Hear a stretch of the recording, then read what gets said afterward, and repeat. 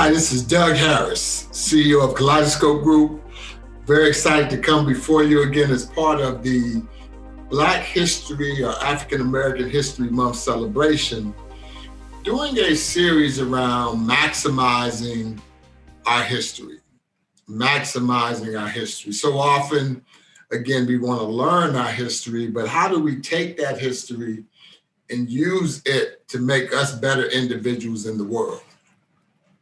And so we set the stage around the stages of maximizing history. And the three parts of maximizing we're going to deal with is one, maximizing history with your family. Two, maximizing history in your workplace. And then three, maximizing history in society and the community overall.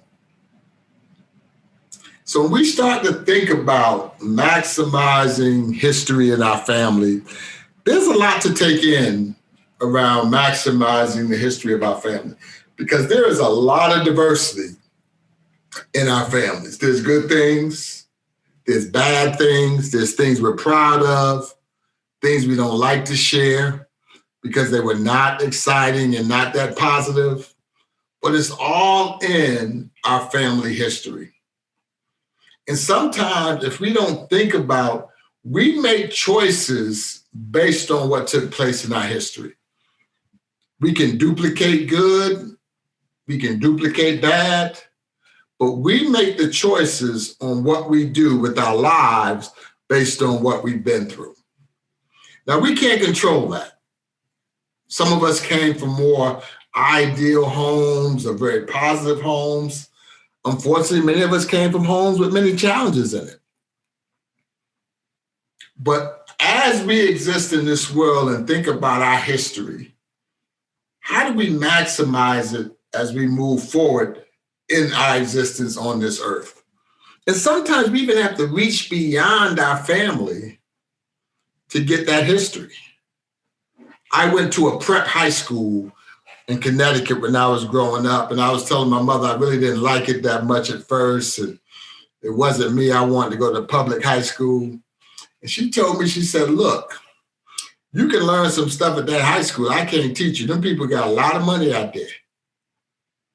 I can't teach you that. I can teach you some things. So you go there and you pick that up.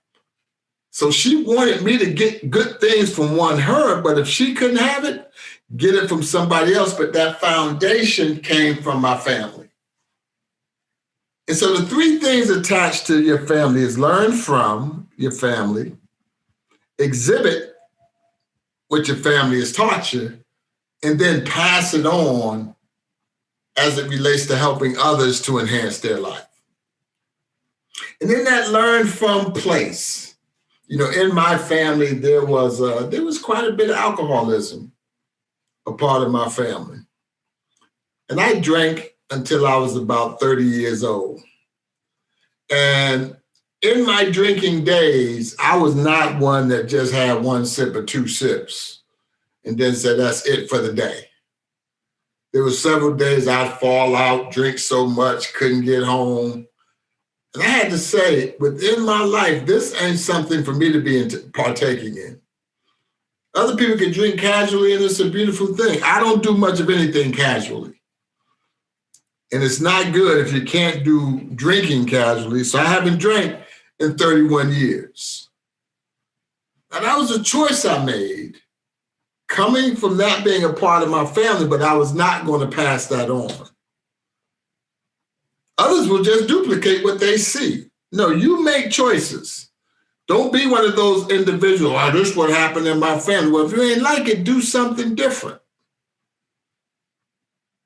Do something different. Don't get mad at your family. They tried the best that they can. You just learn to do something different and enhance your life. The second part of this is to exhibit your family. My mother was real big on, look, boy, you're out there in the world. Don't you mess up my name.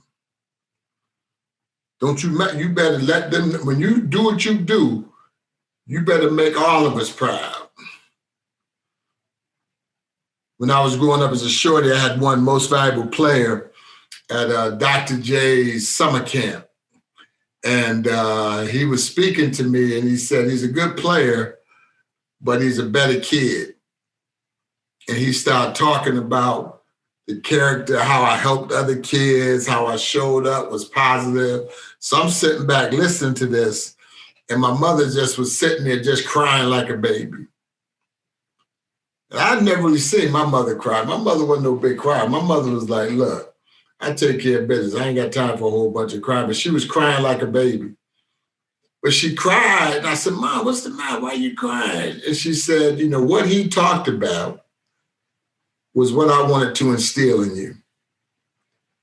And to hear those words and him share those made me feel like I had did my job.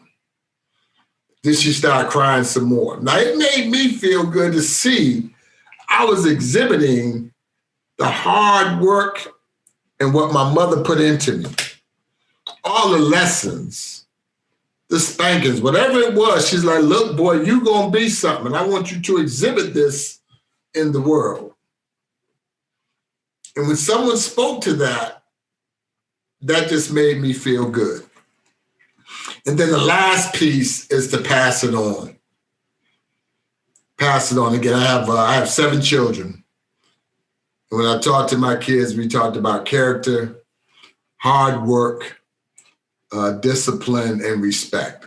Character, hard work, discipline, and respect. All being led by or have as a foundation love. Love in your heart. And then exhibit character, hard work, discipline, and respect. And so one of my boys has a son who's almost 12 now. I hear him even talking to his son, talking about character, hard work, discipline, and respect. Now, I never thought they even heard me when I was saying that, but they heard every word of it, and they pass it on.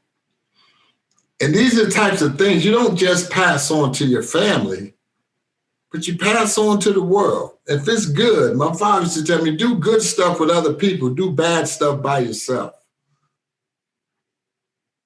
And we do the exact opposite. We do bad stuff and want a whole crew around us. Do good stuff, we want to be by ourselves. No, do good stuff with other people and pass that on.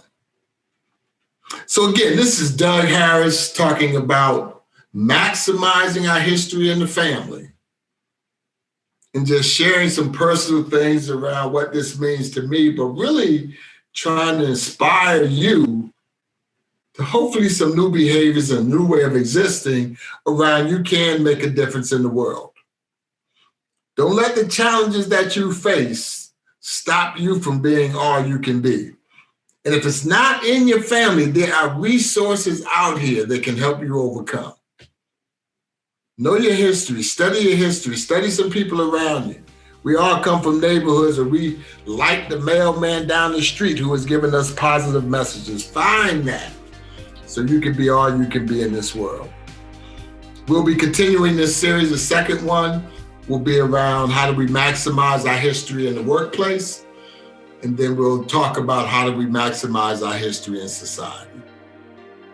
I look forward to those discussions. Hopefully you got something out of this. And remember to maximize your history in this world.